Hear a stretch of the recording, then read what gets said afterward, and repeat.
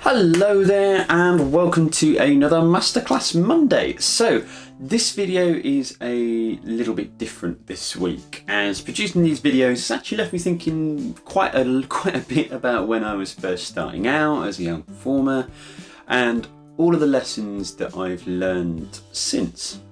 So the topic of today's Masterclass is a little bit more general, I suppose, a little bit wider than usual, but I essentially have compiled some of the most useful things that I've ever learnt whilst I have been training. And that's right up until this year. I think every day is a school day. So whether it be through experience or excellent advice from those I looked up to, without further ado, here are some of the best pieces of advice or key things that I have learned that I wish I'd known, if to be honest, when I was first starting out. One of the best pieces of advice I ever received as a performer was from a director who I idolised, and it was very simply, just do it. Play the situation, just do it. When first starting out, or even sometimes as experienced performers, we can find ourselves falling into the trap of becoming very, very, very cerebral with our performance choices, where we're making sort of complex thought processes for our characters and thinking in our characters. In the immortal words of the director mentioned, that's all wonderful, but the audience can't see what you think, only what you do.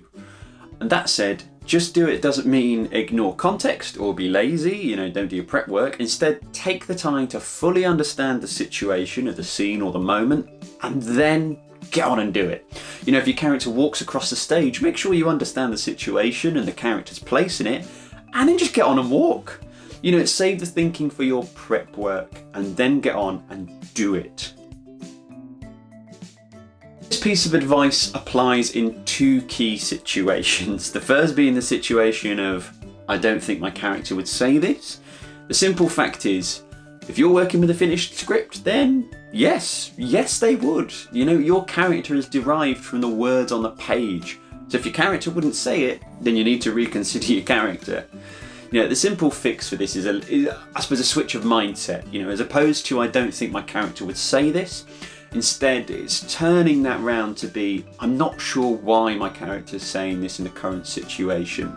The latter statement offers up the opportunity to work with your director and your fellow actors to figure out the situation and help you find a more comfortable way of doing things. The second one of these applies to when, as an actor, you've gone off-piste a bit through enthusiasm and manufactured a full backstory for yourself, come up with this amazing backstory for how Hamlet owned a dog when he was a child and so much of his adult life has been shaped by the relationship with that dog. Stop. If the text doesn't say you had a dog, you didn't have a dog. So it took me an embarrassingly long time to learn this lesson, and I cringe often to think of my demonising of various forms of theatre due to perceived lack of content or quality. And the simple reality is, everyone likes different things. You don't have to like everything, and that's great, but don't look down on other people because they do like it. Theatre snobbery can also apply sometimes, I think, as well, to the feeling of them and us that can develop between performers and audiences. I think working in the arts can sometimes make you feel like you're part of a very special club. But the reality is, no one involved with theatre, either as a supporter or as a performer, is better than any other person in the room. And the audience's feelings on theatre are just as valid as anyone else's, whether less educated or more educated. Anyone who's supporting theatre should be celebrated. And also, ask someone why they love something. If you don't love it, ask them why they do, and you might just find reasons to love it yourself. So this is an overwhelmingly important lesson that I'm keen that everyone learns as early as possible. If you ever find yourself in a situation where you're uncomfortable with what you're being asked to do for whatever reason, say so. It's okay to refuse something until you're comfortable with the way it's done or approached. And to be honest, anyone who's pressurising you to do something you're uncomfortable with is not someone you want to work with. And it's a serious red flag about the safety of your work or hobby environment. You have a right to safety and comfort in your workplace or hobby space, and don't let a fear of being an inconvenience or pressures from others make you feel otherwise.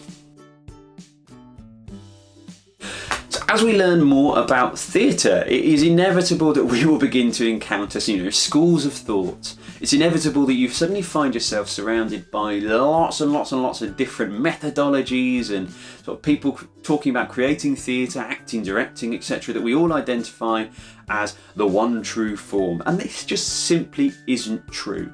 And the best way it was ever expressed to me is learn about all of them, keep the things that work for you in your toolkit, and as different projects require different methods, you'll be able to draw on whichever ones work for you. So if you think of a radical way to do something that no one else has done before, do it. The world is changing constantly. So it's important to recognise the old ways aren't always the best. There isn't a correct way to do things, only established ones. We all get a secret satisfaction, I think, out of being a big fish in a small pond, but believe me when I say nothing helps you improve or learn more and progress more than finding people you look up to work with. You'll have a much better time, you'll learn invaluable lessons, and people who are further ahead, to be honest, often love extending a helping hand to people who are willing to work for it. So leave that comfort zone behind.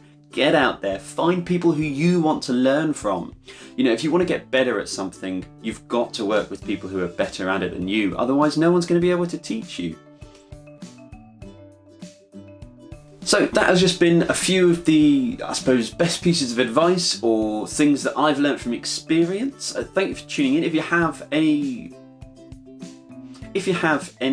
suggestions yourself or amazing lessons that you've learned in your time in theatre, please do share them down below. And if you have any suggestions for what we might be able to cover in another Masterclass Monday, then do drop that down in the comments as well. So as always, stay safe, stay positive. We'll see you soon.